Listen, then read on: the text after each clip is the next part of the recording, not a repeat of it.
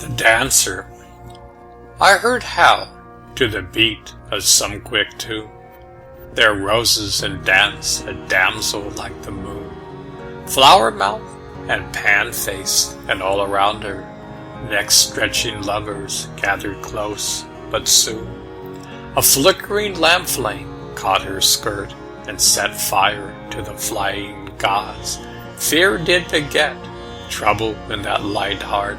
She cried, Aman, quoth one among her worshippers, why fret? Tulip of love, thou extinguished fire hath burned only one leaf of thee, but I turn to ashes, leaf and stalk and flowers and root. By lamp flash at thine eyes, O soul concerned. Solely with self, she answered, laughing low. If thou went lower, thou hast not said so. Who speaks of beloved woes is not his. Speak infidelity. True lovers know.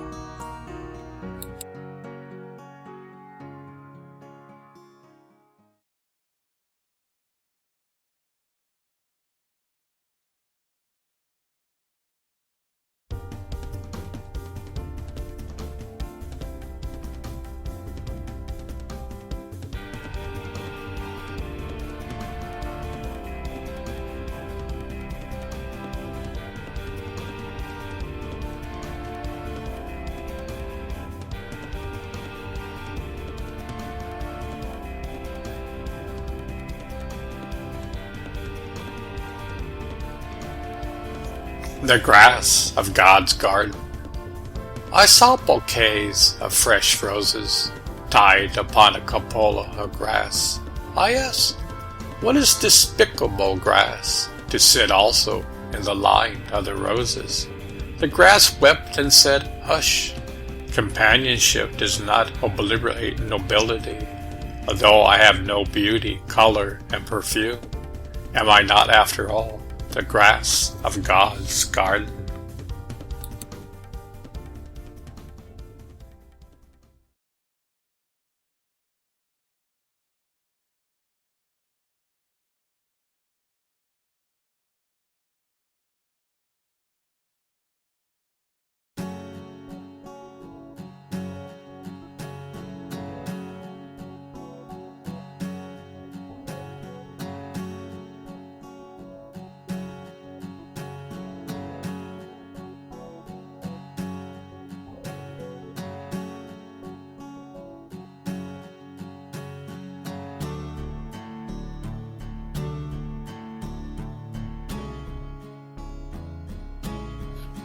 Inscription on the fountain of Jemsed.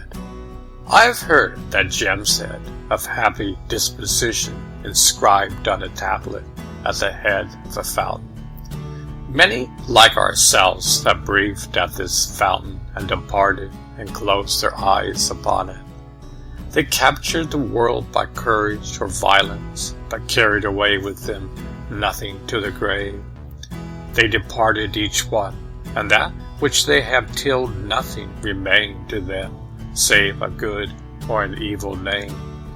When thy enemy hath fallen into thy hands, grieve him no further. He thou already tasted enough for sorrow.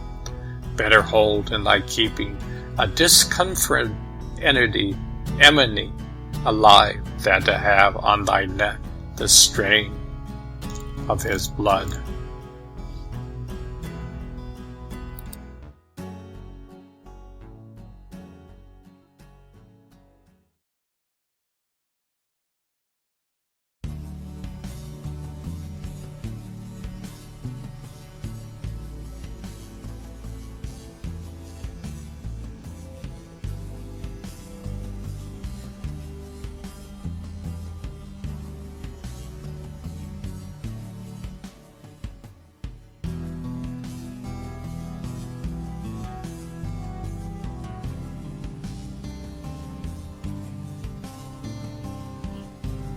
The last words of Nishrivan. I have heard that at this moment, when the soul was departing, thus spake Nishrivan to his son Hormuz. Be thou in heart the guardian of the poor. Be not in bondage to their own ease. No one will live in comfort in thy kingdom if thou desirest only thy own comfort and savest that is enough. He will receive no praise from the wise who pass his nights in sleep while the wolf is amidst the flock. Keep watch over the necessitous poor, for the peasant it is from whom the king derived his throne. The king is the tree, the peasant is the root. The tree, O my son, derives its strength from the root.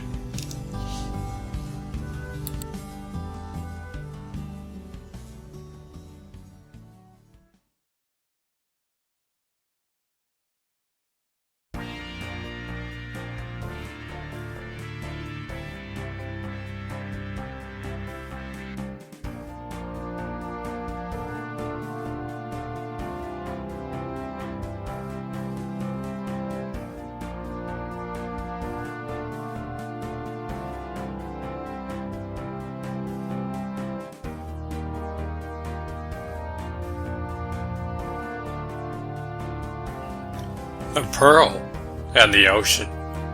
A drop of rain trickled from a cloud into the ocean. When it beheld the breath of its waters, it was utterly confounded. What a place is this sea, and what am I? If it is existence, verily, I am non-existent. While it was thus regarding itself with the eye of contempt, an oyster received and cherished it in its bosom. Fortune preferred it to a place of honor or become a renowned royal pearl. Because it was humble, it felt exhilaration. It knocked at the door of non-entity that it might arise into being.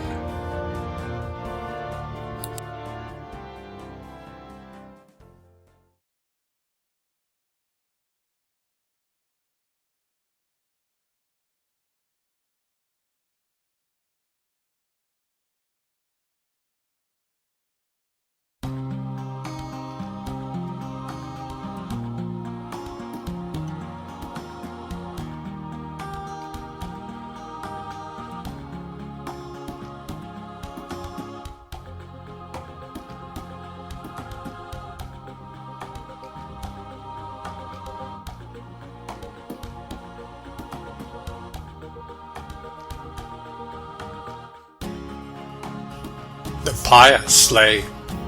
Be not overmuch angry with thy slave. Treat him not unjustly, and pain not his feelings. True, thou mayst have bought him for 10 dirhams, but thou's not the power that he was created. There is a tradition of the Prophet, peace be upon him, that on the day of the resurrection, the greatest grief will be when the pious slave is carted to paradise, and its worthless master is borne away to hell.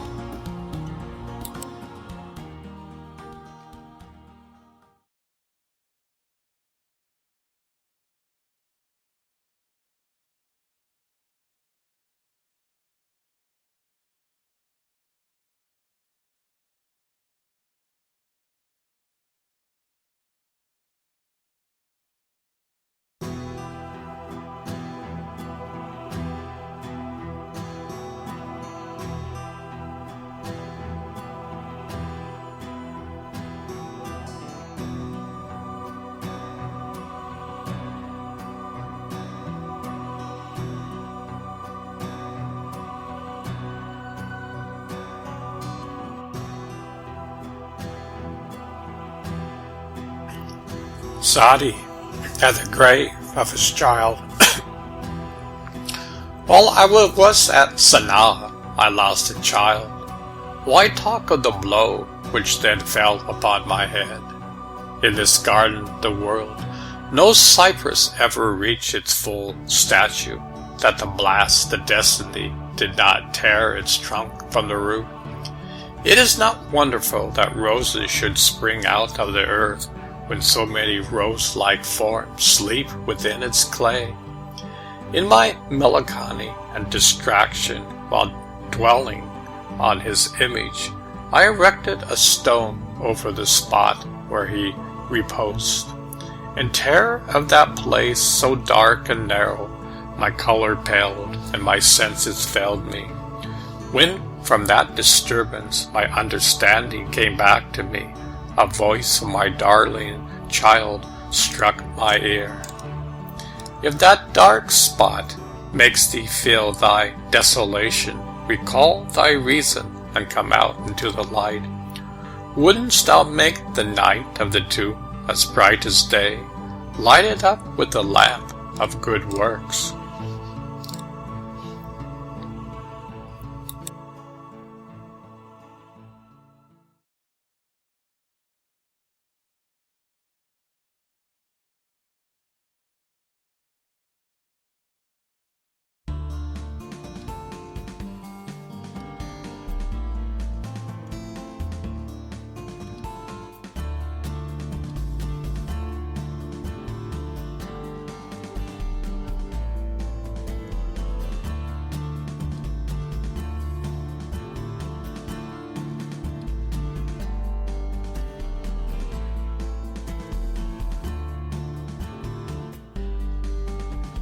Sage advice.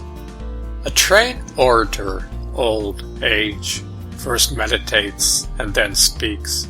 Do not speak without consideration. Speak well, and of slow. What matters it? Deliberate, and then begin to talk.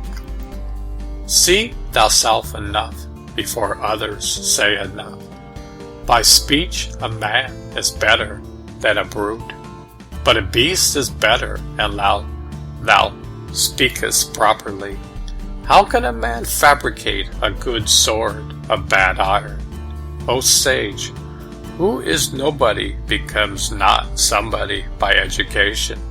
The rain, in the beneficence of whose nature is no flaw, will cause tulips to grow in a garden and weeds in bad soil.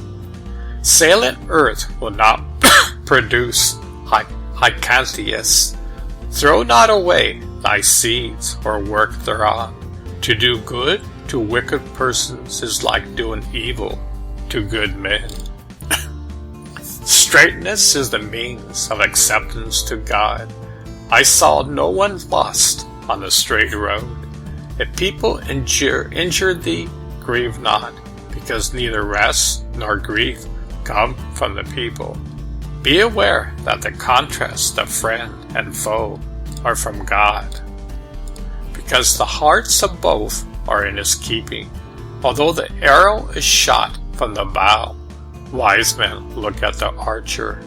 O thou, who showed virtue on the palm of the hand, be concealed thy errors under the armpit. What will thou purchase, O valueless fool, on the day of distress with counterfeit silver?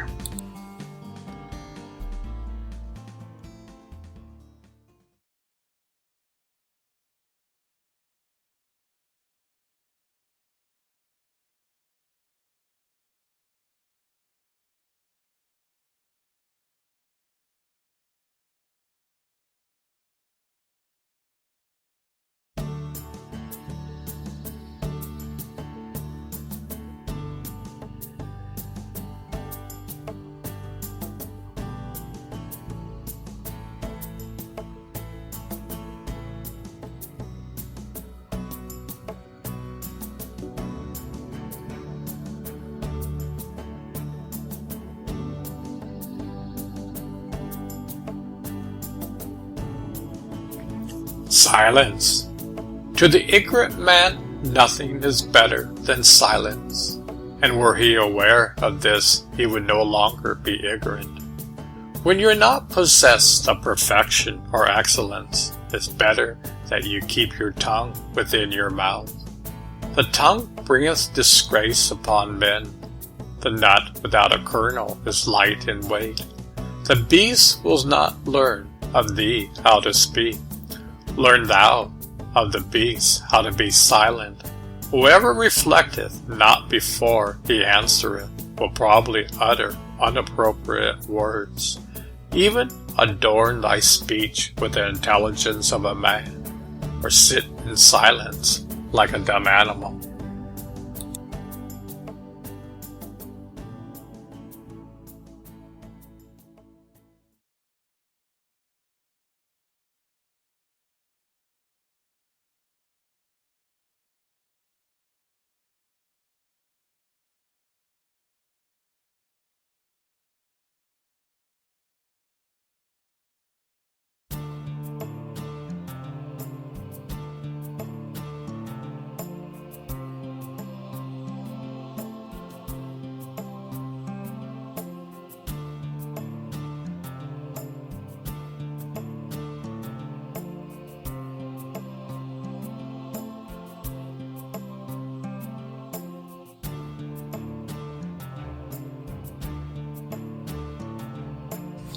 Wealth.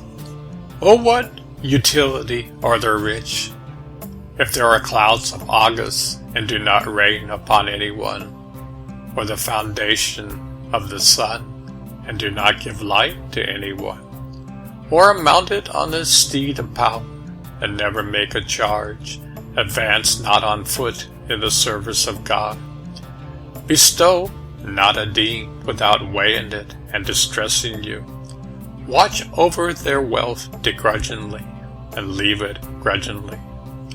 And the sages have said that the silver of the miser comes up from the ground at the same moment that he himself goes down into the ground. One brings his money within his grasp, anxiously and laboriously, another comes and carries it quietly and painlessly.